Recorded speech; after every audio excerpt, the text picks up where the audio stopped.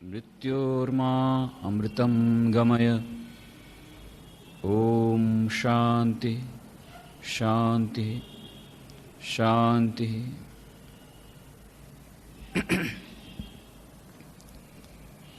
એકાગ્રતા અને ધ્યાન એ વિષય પર આપણે 62 ચર્ચાઓ કરી અને જોયું કે એકાગ્રતા અને ધ્યાન બંને એકબીજાના કેવી રીતે પરિપૂરક છે, તેમજ બંને વચ્ચેનું સૂક્ષ્મ અંતર શું છે, બંને આપણા જીવનમાં કેટલી રીતે મહત્વપૂર્ણ છે.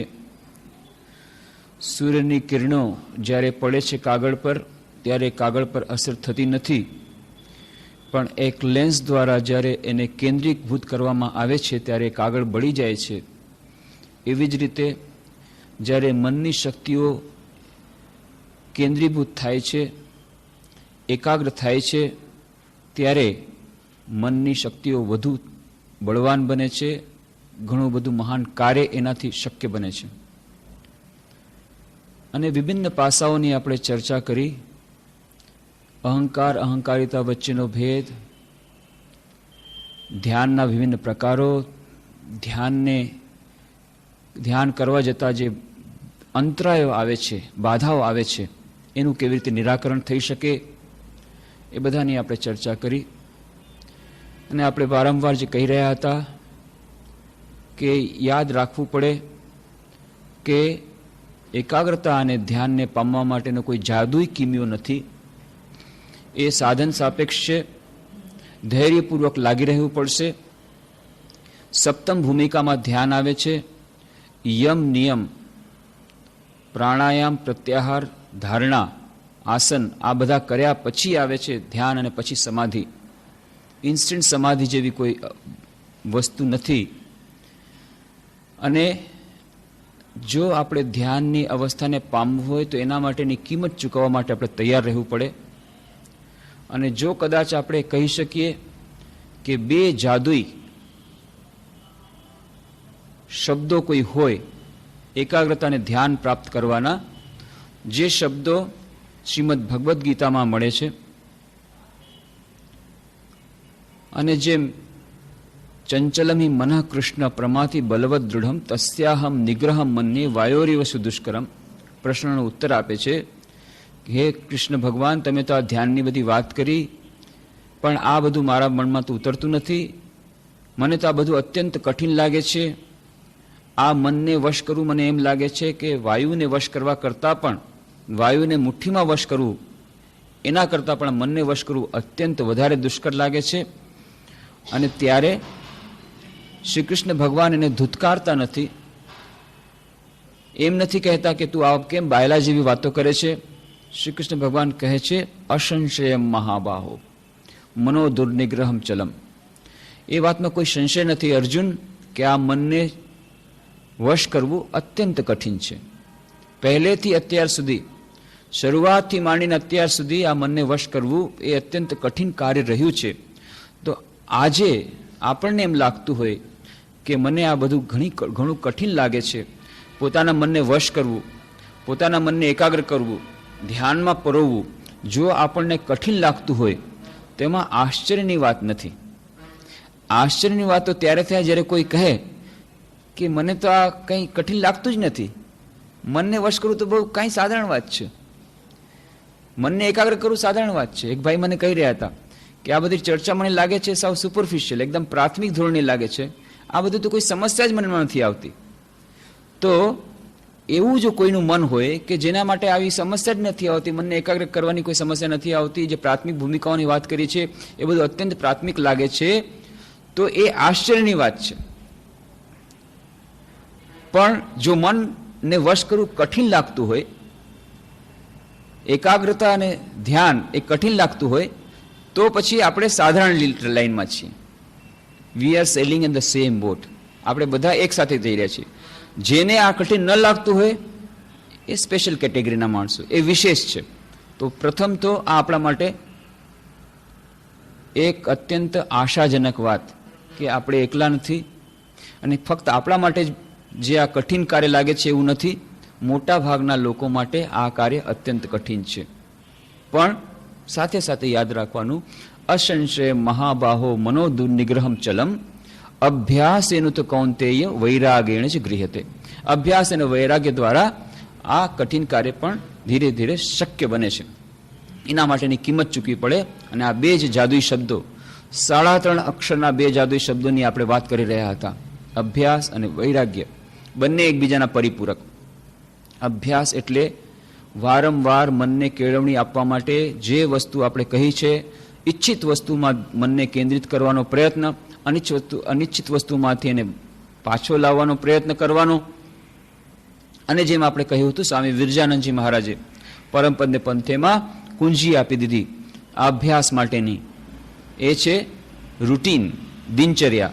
એક દિનચર્યામાં જો મનને બાંધી દઈ શકીએ ધીરે ધીરે, તો આ મન આપણા નિયંત્રણમાં ધીરે ધીરે આવશે. કોઈને પણ પૂછીએ, કોઈ ઘણા વિદ્યાર્થીઓ આવે છે અને પૂછો કે ભાઈ તમે કેટલા વાગે સૂવો છો, તો કે કંઈ ઠીક નહીં, જ્યારે ઊંઘ આવે ત્યારે સૂઈ જાય, કોઈ 10 વાગે, કોઈ 11 વાગે, 12 વાગે. કેટલા વાગે ઉઠો છો, કંઈ નક્કી નહીં, જ્યારે ઊંઘ ઉડી જાય ત્યારે ઉઠી જઈએ. જમવાનું કાંઈ નક્કી નહીં, જ્યારે ભૂખ લાગે ત્યારે જમી લઈએ. જો આવું હશે તો પછી ભણતી વખતે મન નથી લાગતું, એ સ્વાભાવિક છે, કારણ કે ભણતી વખતે મન કહેશે કે મારું કાંઈ નક્કી નહીં, જ્યારે મન લાગશે કે નહીં. તો કાંઈ નક્કી નથી તો પછી મનમાં એકાગ્રતા પણ નક્કી નથી. એટલા માટે નક્કી કરવું પડે, પણ નક્કી કરવું ગમતું નથી, મનને બાંધવું ગમતું નથી. એ વાત સ્વાભાવિક છે, સાચી છે.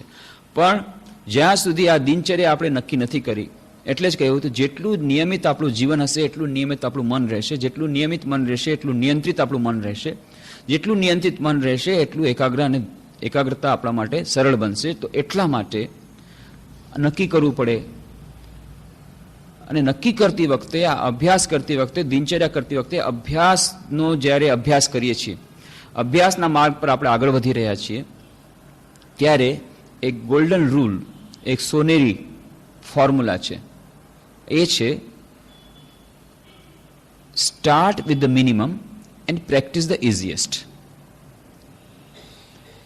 જે આપણા માટે સરળતમ છે એનાથી શરૂઆત કરીએ, અને જે ઇઝીએસ્ટ અને પાછું મિનિમમ, થોડાથી શરૂઆત કરીએ. આપણે એકદમથી જમ્પ કરવા જઈશું. દરરોજ આપણે અત્યારે તો 15 મિનિટ પણ ધ્યાન નથી કરતા, પણ આજે એકાગ્રતા અને ધ્યાનની વાત સાંભળી અને એમ થયું કે ના, ધ્યાન આજ આપણા જીવન માટે અત્યંત મહત્વનું છે. અને આપણા જીવનનો ઉદ્દેશ જ્યારે ઈશ્વર પ્રાપ્તિ છે, ત્યારે મારે 24 કલાક ધ્યાનમાં રહેવું છે. અને એટલા માટે હું દરરોજ 8 કલાક ધ્યાન કરીશ. પરિણામ મેન્ટલ હોસ્પિટલ.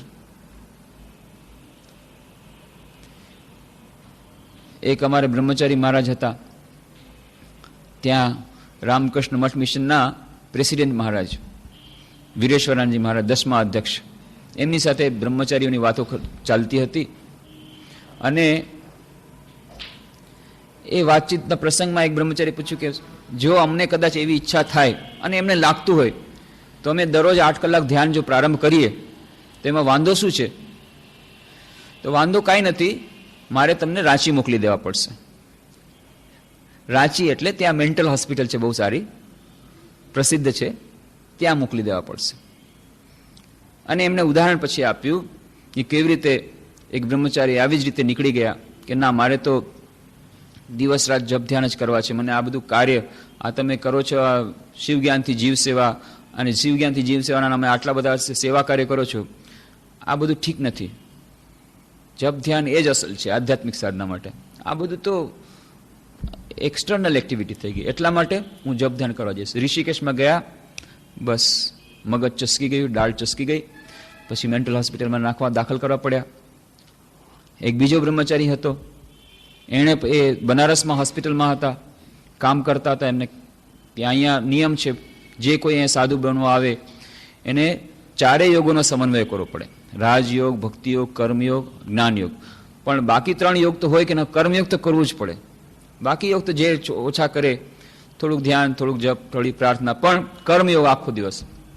એ કર્મયોગ એમાં એને મજા ન આવે કે શિવજ્ઞાનથી જીવ સેવા, આ સેવા કરો મને પસંદ નથી, મારે તો આખો દિવસ જપ ધ્યાન કરવું છે. અને આ બધું બરાબર નથી ચાલતું. આ તમે સેવા કાર્યોને કારણે મન બહાર જાય.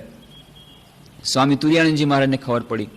સ્વામી તુર્યાનંદજી કહે, ઠીક છે, તારે ફક્ત ધ્યાન જ કરવું છે, ઠીક છે, તને હું કોટડીમાં પૂરી દઈશ અને તને ખાવાનું બધું એ જ કોટડીમાં મળશે, કોઈની સાથે વાત કરવાની નહીં, જોઉં છું કેટલું તમે ધ્યાન કરો છો. એને માટે વ્યવસ્થા કરી દેવામાં આવી. એક કોટડી એમના માટે એક ઓરડો આપી દેવામાં આવ્યો. બધું જમવાનું ત્યાં સપ્લાય કરવામાં આવે છે. બીજું કાંઈ એને જોવાનું નથી, તારે ધ્યાન કર ચૂપચાપ. 2 કે 3 દિવસ પછી તુર્યાનંદજી મહારાજ ત્યાંથી નીકળી રહ્યા હતા. જોયું કે આ બ્રહ્મચારી એક પક્ષીની સાથે વાતચીત કરી રહ્યો છે. તરત જ એને કાન પકડીને કે ચાલો કાલથી ફરી કામમાં. તો કહે છે ને, મારે કામ નથી ગમતું અને મારે ફક્ત ધ્યાન કરવું છે. આ ધ્યાન કરી રહ્યો છે એટલા માટે અચાનક આપણે અત્યારે જો અડધો કલાક ધ્યાન કરતા હોઈએ અને અચાનક વધારી દઈએ તો એનાથી સારું પરિણામ નહીં આવે. એટલે સ્ટાર્ટ વિથ ધ મિનિમમ. કોઈ વિદ્યાર્થી 4 કલાક ભણવાનું કરે છે અને એકદમથી કહે છે ના ના મારે તો દરરોજ 12 કલાક ભણવું છે, 12 કલાક ભણવાનું શરૂ કરી દઈએ એ ઉત્સાહના અતિરેકમાં, તો પછી એવી જ રીતનું અવળું રિએક્શન આવે છે. એટલા માટે start with the minimum, practice the easiest. અને જે તમારા માટે અત્યારે સરળતમ છે એનાથી શરૂઆત કરો. એનાથી શું થશે? Start with the minimum, practice the easiest. એનાથી સરળતમથી જો શરૂઆત કરશું તો આપણને સફળતા જલ્દીથી મળશે. અને આપણું મન જે અભ્યાસમાં લાગતું નથી, અભ્યાસમાં આપણને સફળતા મળતી નથી, મન એકાગ્ર થતું નથી, એનું એક કારણ છે અસફળતા. આપણને જ્યારે અસફળતા મળે છે ત્યારે આપણે નિરાશ થઈ જઈએ છીએ. આ નિરાશા અને હતાશા આપણને અધ્યવસાયપૂર્વક અભ્યાસ કરવામાં મોટી એક બાધા રૂપે આપણી સમક્ષ આવે છે. જ્યારે આપણને સફળતા મળે છે, નાનકડી પણ સફળતા, થોડુંક પણ આપણે પ્રયત્ન કર્યો અને નાનકડી સફળતા મળી, એ નાનકડી સફળતાને કારણે જે આશા આવે છે, એ આશાને કારણે ઉત્સાહ આવે છે, એ ઉત્સાહને કારણે ઉમંગ આવે છે, ખંત આવે છે, અધ્યવસાય આવે છે, ને એ અધ્યવસાયને દ્વારા અભ્યાસના માર્ગમાં આપણે આગળ વધીએ છીએ. ફરી પાછા આપણે અભ્યાસમાં હજી આગળ વધ્યા તો એ આગળ વધવાથી હજી પાછી સફળતા મળી અને એ સફળતાને કારણે પાછો ઉત્સાહ મળ્યો અને એ ઉત્સાહને કારણે ફરી પાછા અભ્યાસમાં આગળ વધીએ છીએ. આવી રીતે આજે એક વિશેષ સર્કલ હતું એને બદલે આપણે ઊંધું સર્કલ કર્યું. અત્યારે વિશેષ સર્કલ શું છે?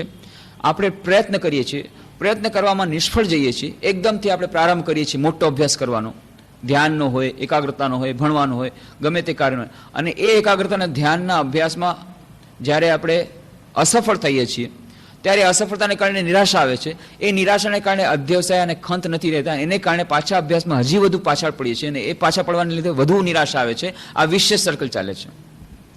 એ સર્કલને ઊંધું કરી દેવાનું છે. Start with the minimum, practice the easiest. આવી રીતે અભ્યાસ અને વૈરાગ્ય એ બીજાના પરિપૂરક છે. એકના વગર બીજું ચાલે નહીં. એક આંધળો છે તો લૂલો છે.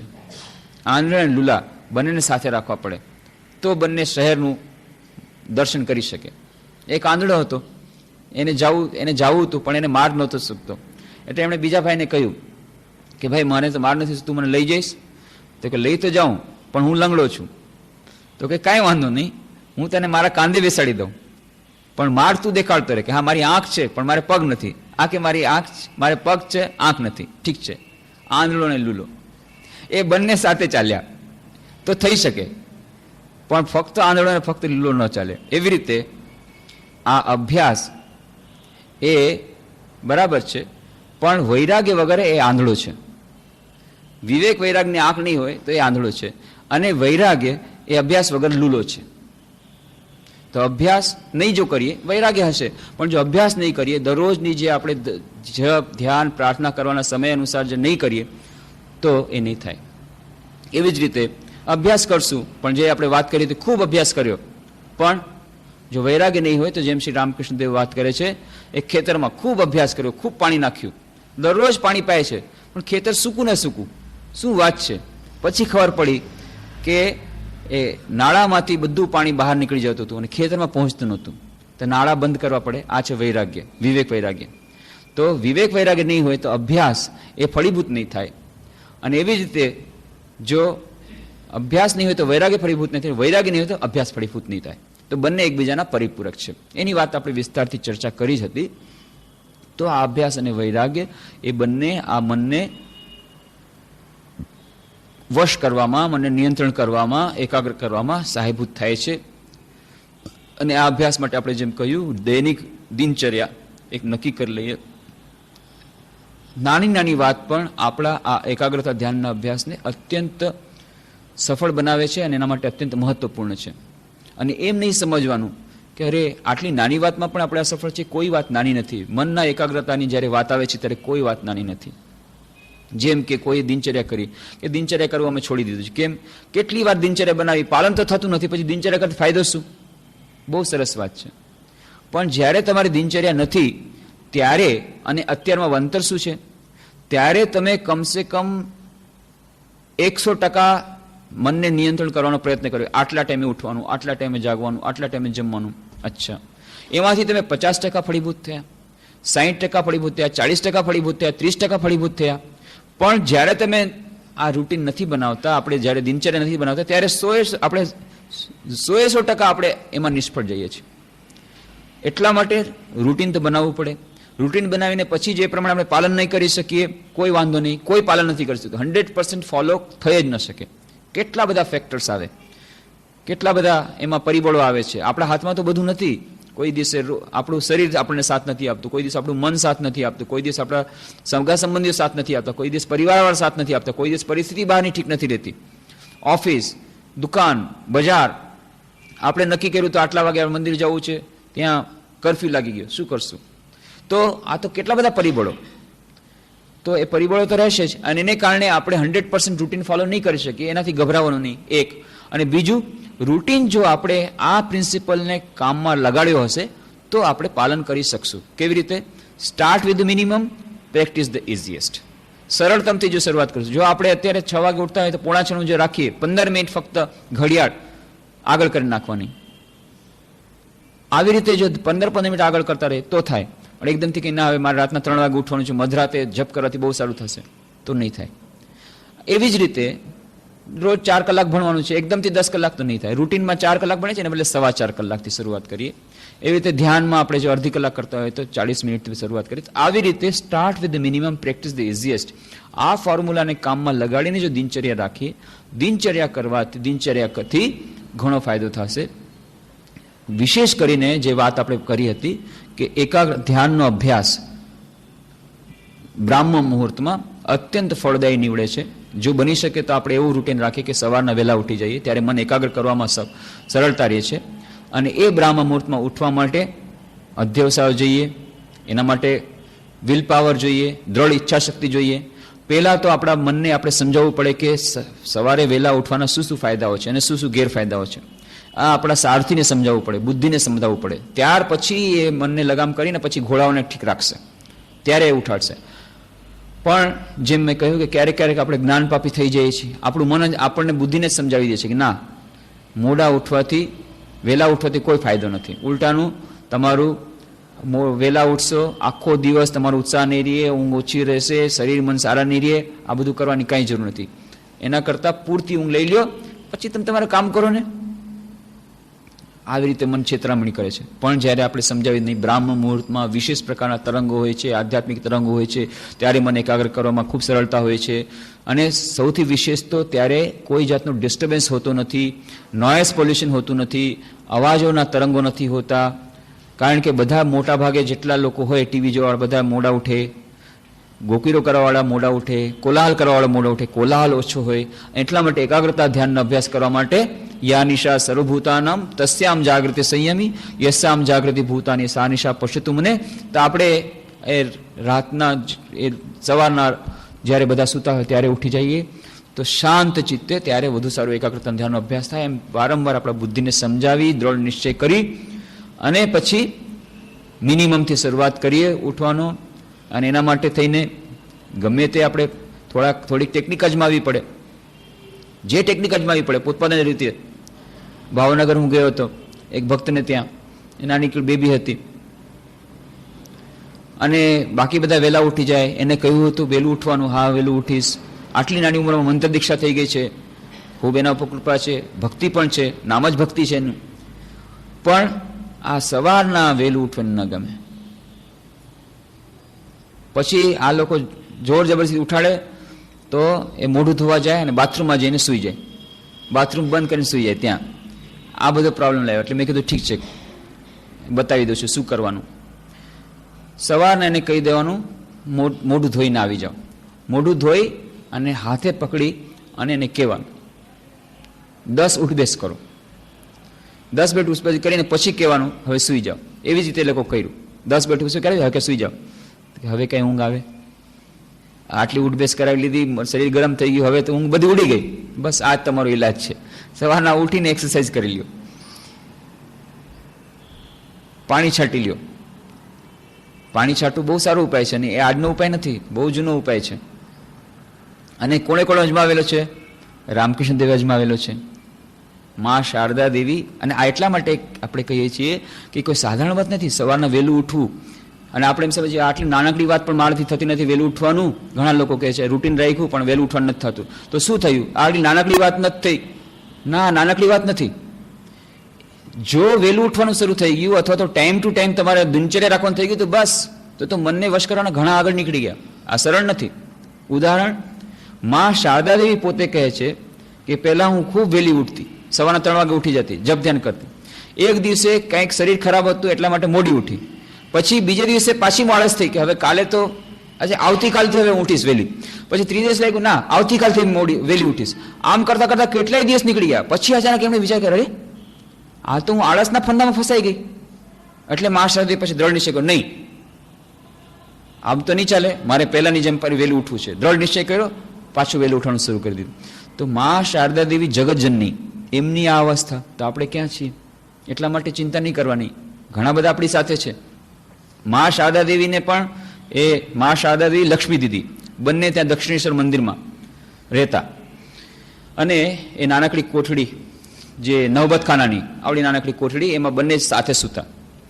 શ્રી રામકૃષ્ણદેવ સવારના પોરમાં 3 વાગે ઉઠી અને ત્યાં જતા પંચવટી તરફ. જતા જતા એમનો નિયમ હતો, પક્ષીઓ જાગે છે કે સૂતા છે એમને પક્ષી કહીને બોલાવતા, કારણ કે બંને તો બહાર નીકળતા નહીં. અને એમની કોડ લેંગ્વેજ હતી. હૃદયને કે પક્ષીને દાણા આપ્યા એટલે કે મા શારદા દેવી અને લક્ષ્મી દીદીનું ખાવાનું થયું છે. બાકી બધા એમ સમજતા ખરેખર અહીંયા કોઈ પક્ષી પાડીને રાખ્યા છે. જેટલા ભક્તો હતા એ લોકોને ખબર નહીં કે મા શારદા દેવી છે. તો હૃદયરામને કહેતા પક્ષીને દાણા આપ્યા, તો કે હા દાણા આપ્યા છે. એવી રીતે એ સવારના જતા વખતે પક્ષી ઉઠ્યા કે નહીં. અને જો કદાચ જવામાં મોડું થયું તો તરત જ રામકૃષ્ણદેવ પાસે પાણીનો લોટો રહેતો, એ નીચે દરવાજાની અંદર જે નીચે બાકુરું રહેતું, એ નીચે જે જગ્યા રહેતી ફાંકમાંથી પાણી ઢોળતા. અને ત્યાં તો નવબતખાનામાં આ બંને નીચે પથારી પર સૂતા હતા, ફર્શ પર. એટલે જ્યાં પાણી ઢોળતા એટલે પથારી આખી ભીની થઈ જાય. પથારી ભીની થાય એટલે એકદમથી મા શારદા અને લક્ષ્મી બંને સફળ જાગી ઉઠે. ના ના જાગી ગયા છે, જાગી ગયા છે. પછી તો મા શારદા કે અમને લોકોને એવી આદત પડી ગઈ કે જ્યાં કે પક્ષી જાગે છે કે સુધી તરત જ અમે સફળ બેસે કે ના જાગીએ છીએ. નહીં તો વળી પછી પથારી ભીની થશે, વળી પથારી સુકવવી પડશે. આટલી બધી મહેનત. તો રામકૃષ્ણ દેવે આ ટેકનિક અપનાવેલી છે મા શારદાને ઉઠાડવા માટે. તો આ ટેકનિક આપણે પણ અપનાવી શકીએ. તો પણ આ જે નાની વાત, અભ્યાસ, start with the minimum, practice the easiest, એમ કરીને ધીરે ધીરે જો આપણે રૂટીન દિનચર્યા કરી શકીએ અને મન પછી ધીરે ધીરે કેળવાતું થાય, તો જેટલું મન નિયમિત, જીવન નિયમિત થશે એટલું મન નિયમિત થશે. મન જેટલું નિયમિત થશે એટલું મન નિયંત્રિત થશે, એકાગ્ર થશે.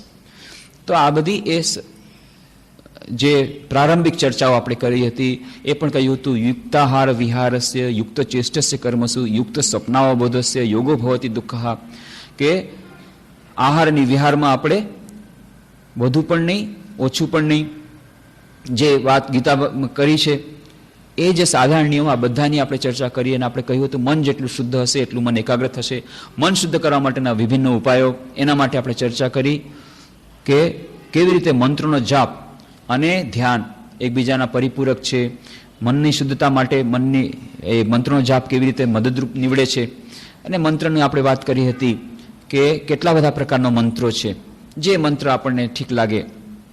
અને એ મંત્રમાં ગાયત્રી મંત્રની આપણે વાત કરી કે ગાયત્રી મંત્ર, કોઈને શિવજી ઉપર શ્રદ્ધા હોય તો શિવજીનો મંત્ર કરે, ઓમ નમઃ શિવાય. કે કોઈને દુર્ગા ઉપર હોય તો દુર્ગાનો મંત્ર જાપ કરે, કોઈને રામનો મંત્ર કૃષ્ણનો મંત્ર, શ્રી કૃષ્ણ શરણમ મમ, જે મંત્ર જેને લાગતો હોય, જે સારો લાગતો હોય એ મંત્રનો જાપ કરવાથી એનાથી પણ મનના તરંગો ઉપર અસર પડે છે, મન શુદ્ધ બનાવવામાં સહાયરૂપ થાય છે. જ્યારે મન ખૂબ ચંચળ હોય, જ્યારે મન હતાશ થઈ ગયું હોય, જ્યારે કોઈ પણ પ્રકારે મન એકાગ્ર થતું ન હોય, તો આવી પ્રકારના શબ્દોચ્ચારથી, મંત્રના જપ દ્વારા એક વિભિન્ન પ્રકારના તરંગો મનમાં સ્થાપિત થાય છે અને એના દ્વારા મનને એકાગ્ર કરવામાં ઘણો મોટો ફાયદો થાય છે.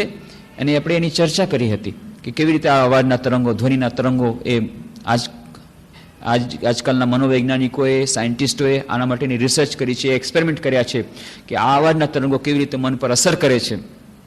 તો આ બધું સાયન્ટિફિકલી વેરીફાઈડ, જે આપણા ઉપનિષદોમાં અને શાસ્ત્રોમાં કહ્યું છે કે આ મંત્રો દ્વારા મનના ત્રાયતે ઇતિ મંત્ર, જેના દ્વારા મન નિયંત્રણમાં આવી જાય, મનને વશમાં આવી જાય અથવા મનને પોતાના અધિકારમાં આવી જાય, એનું નામ મંત્ર.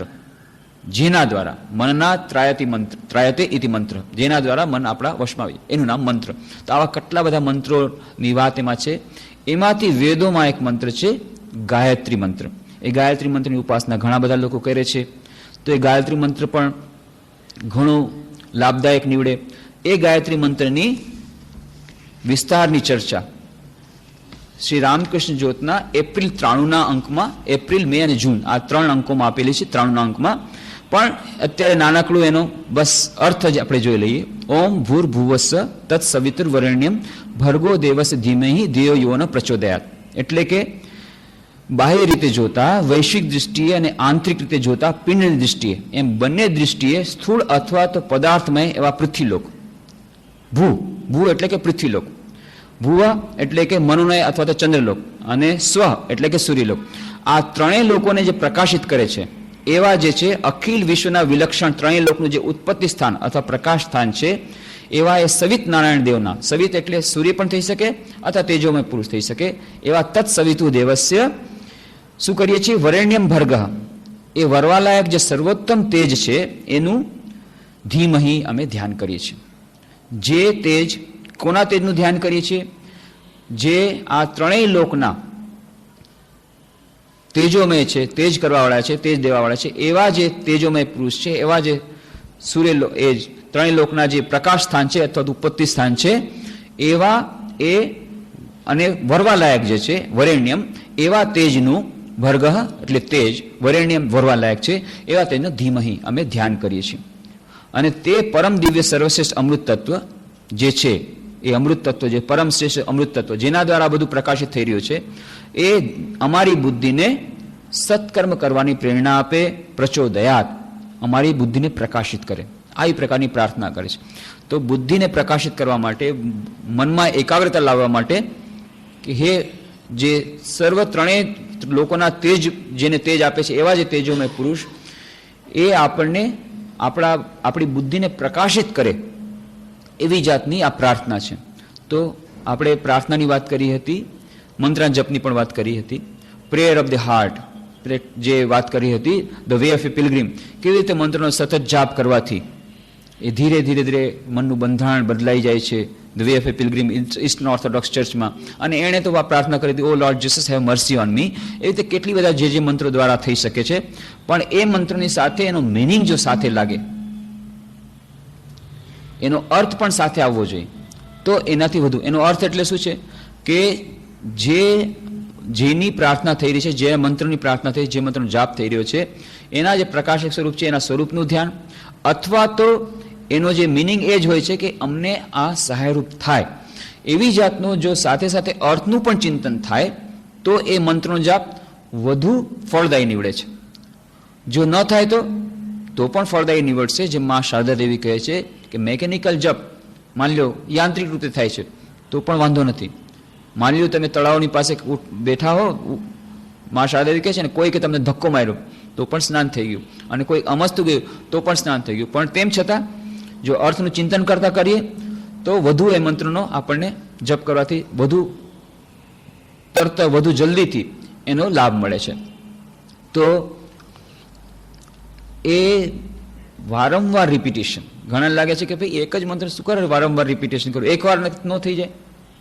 કોઈ કહે છે 10 વાર ગાયત્રી મંત્ર જપ કરો, કોઈ 108 વાર કરો, કે ના, એ દરેક મંત્રમાં એ વિભિન્ન પ્રકારના તરંગો હોય છે, એના દ્વારા મનનું બંધારણ બદલાય છે. એમાં શોર્ટકટ કરવાથી નહીં ચાલે. એક ભાઈ વિદેશથી આવ્યા, દાદાએ કીધું કે ભાઈ જો તારે બીજું કાંઈ નહીં કરતું, બધું પૂરો તો વટલાઈ ગયો છે, તું આટલું મારું કયું માન, તારે 108 વાર કમસે કમ અષ્ટાક્ષર મંત્રનો જપ કરવાનો શ્રી કૃષ્ણ શરણમમાં. શું થાય? હવે આટલી તો વાત દાદાની માનવી પડશે. અચ્છા ઠીક છે, કરીશ, એક માળા કરીશ. જો ને ફટ માળા પતી ગઈ.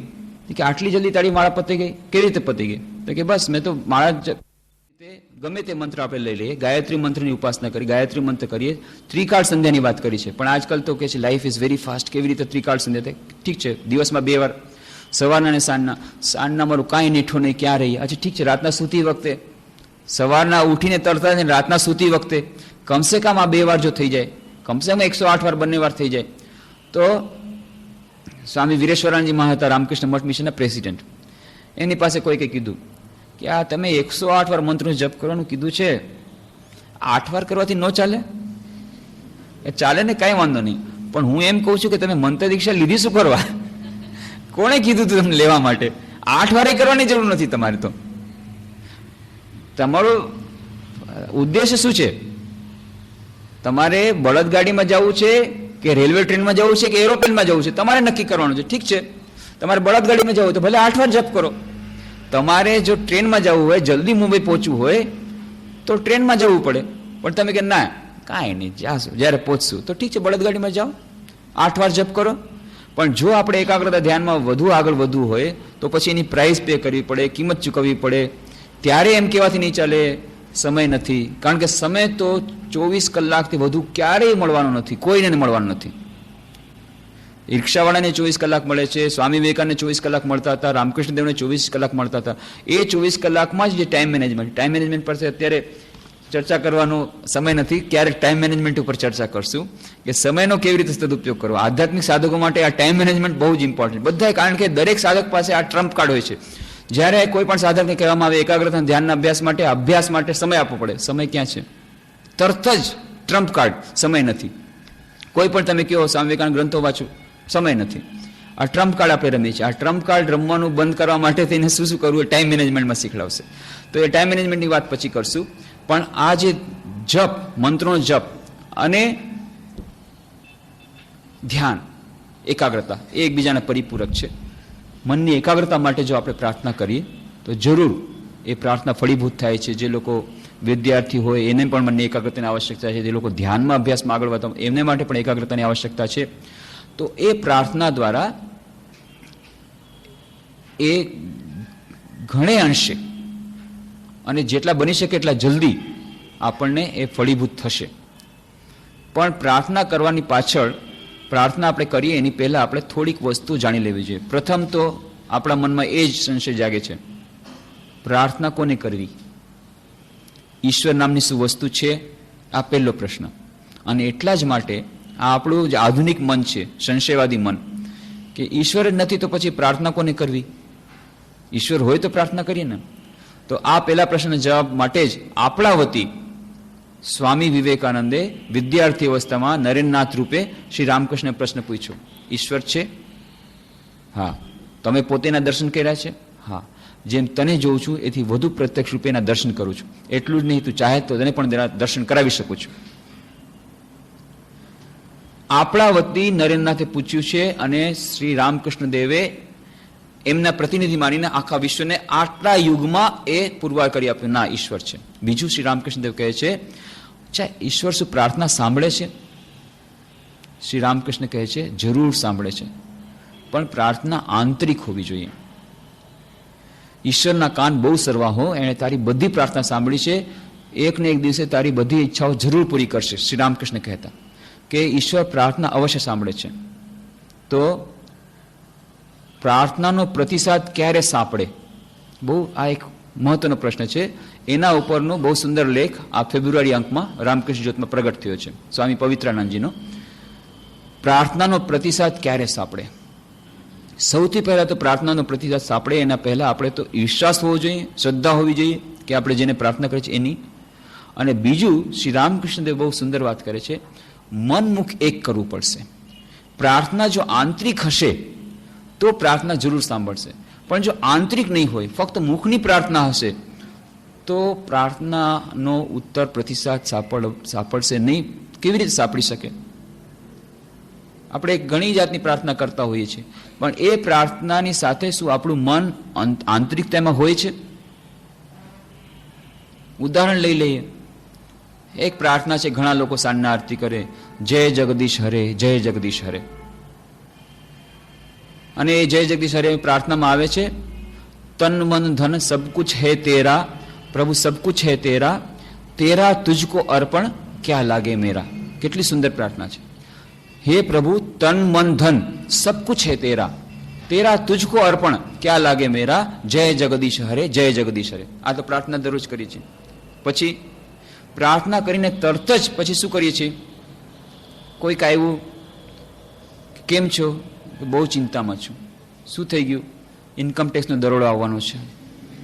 અરે ભાઈ, તમે જ હમણાં કીધું ધન તો બધું ભગવાનનું છે, પછી મારું ધન ક્યાંથી આવી ગયું? મારા ધનને લૂંટવા, મારા ધનમાં ઉપર દરોડો પડવાનો છે, ઇન્કમ ટેક્સનો દરોડો. ધન તો તમારું છે જ નહીં, ભલે લઈ જાય. શ્રી રામકૃષ્ણ ભક્ત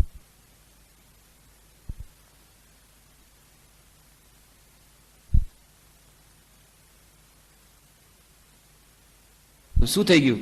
ઇન્કમ ટેક્સનો દરોડો આવવાનો છે. તેમાં તમે શું? તમે તો ખ છો, તમે તો આકાશવત છો, તમારી વળી દરોડાથી શું મતલબ? ના ના, એમ કઈ ચાલે, પૈસા તો મારા છે ને. તો તન મન ધન સબકુ છે તેરા કહી તો દીધું, પણ ધન મારું પોતાનું છે ક્યારે ભૂલાતું નથી. તો ક્યારે થયું? ભગવાનનું જો ધન હતું તો ભગવાન લઈ લીધું, તમારે શું વાંધો છે? ના. પછી તન, કેમ છો? તો કે બહુ ખરાબ. પણ તન તો ભગવાનનું હતું ને. તો તમે કહે છો મારું શરીર બહુ ખરાબ થઈ ગયું.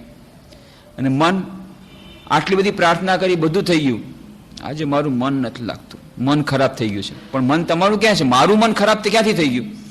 જો તમે કીધું હોય કે ભગવાનને મન આપી દીધું, ભગવાનને સોંપી દીધું, અને પાછું તરત જ તન મન ધન સબકુ છે તેરા, તન મન ધન સબકુ છે તેરા, તેરા તુજકો અર્પણ ક્યાં લાગે મેરા, પ્રાર્થના કરીને તરત જ બહાર આવ્યા, આજે મારું મન બહુ ખરાબ છે.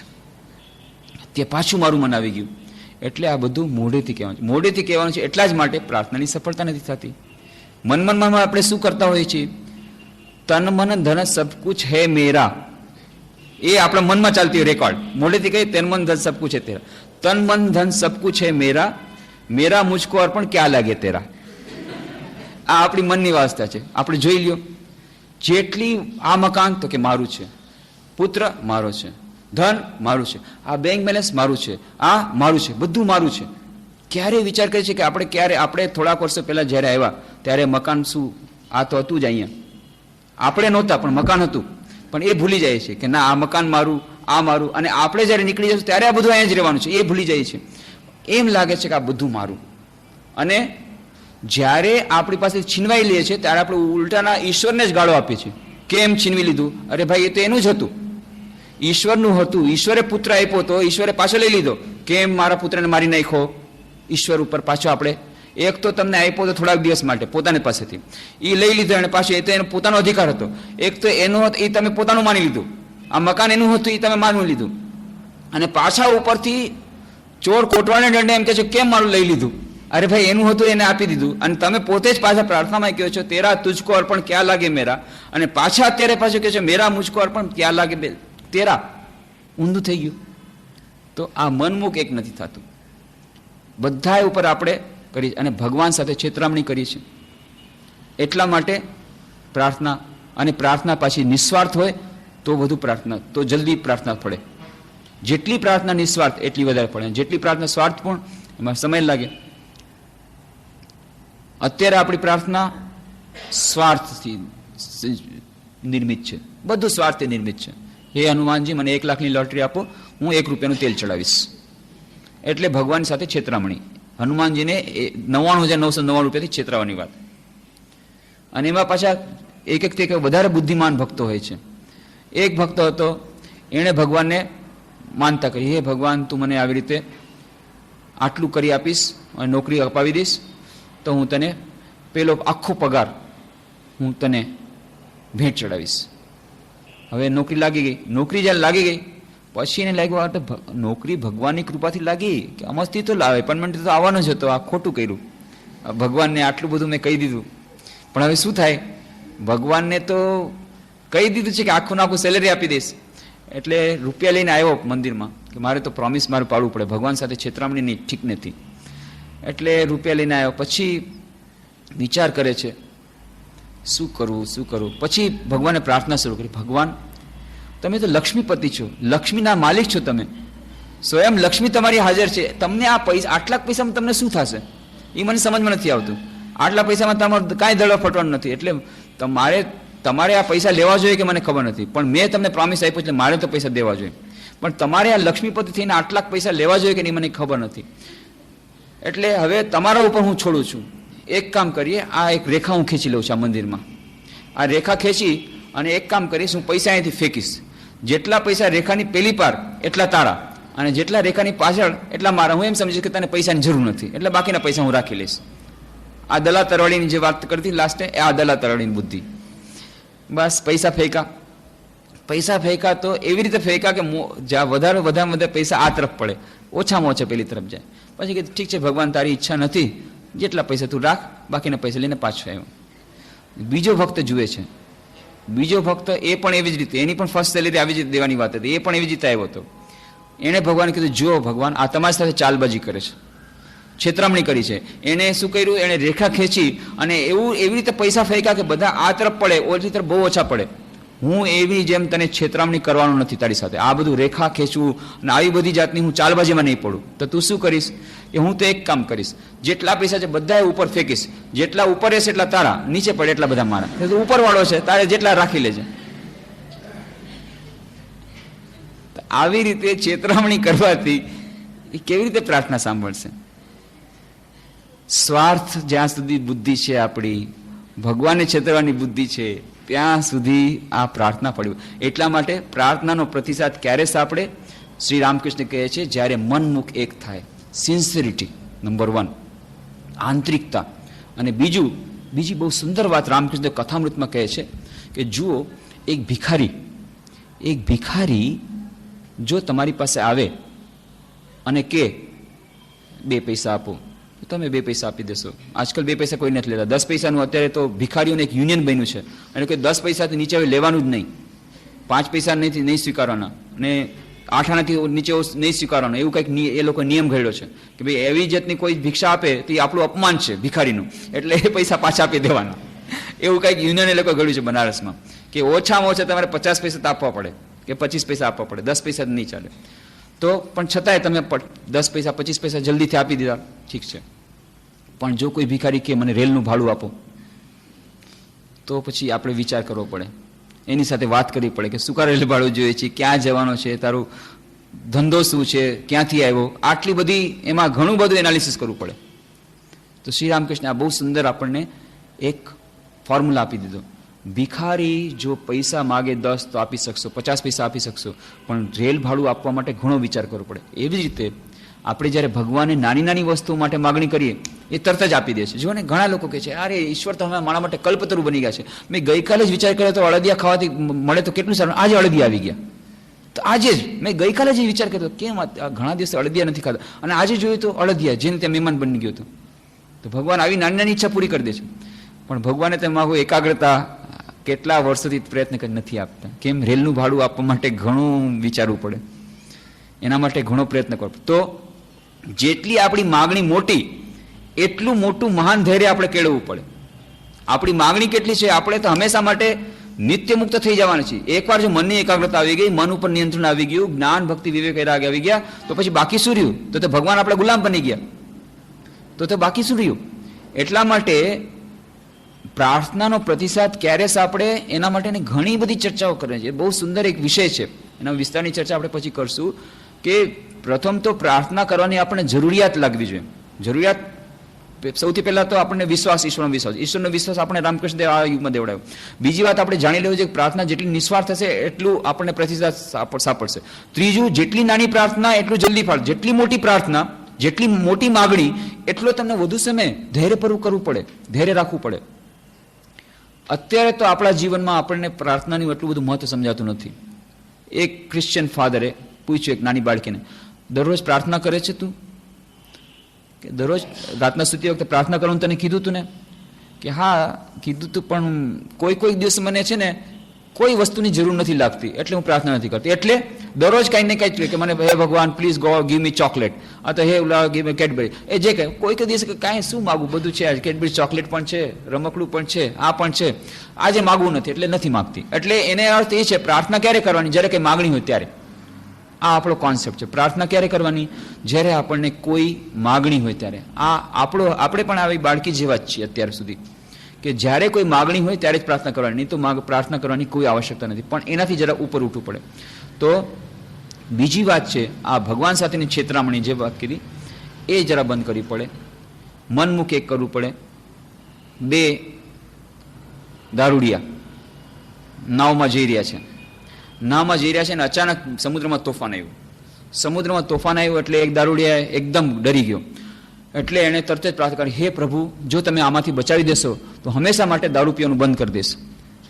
હજી પ્રાર્થના કરતા બીજો એ ચૂપ રે, સ્ટીમર દેખાય છે, એટલા જલ્દી આવી જાતનું પ્રોમિસ તરત જ નહીં દેવાનું, સ્ટીમર દેખાય છે, રહેવા દે પ્રાર્થના. એટલે શું છે, સ્ટીમર જો ન દેખાત તો પ્રાર્થના કરત કે હે પ્રભુ હું દારૂ પીવાનું છોડી દઈશ. હજી જ્યાં બોલવા જાય છે સ્ટીમર દેખાઈ ગયા, હવે શું પ્રાર્થનાની જરૂર છે? રહેવા દે. એવી પ્રાર્થના કરવાની જરૂર નથી, આપણે દારૂ છોડવાની જરૂર નથી. આવી ચાલબાજી આપણે કરી છે. એટલા માટે આ જે મનમુખ એક કરવું, સિન્સિયરિટી, અને ઈશ્વર જરૂર પ્રાર્થના સાંભળે છે, પ્રાર્થનાનો પ્રતિસાદ મળે છે, પણ એના બધા નિયમો છે.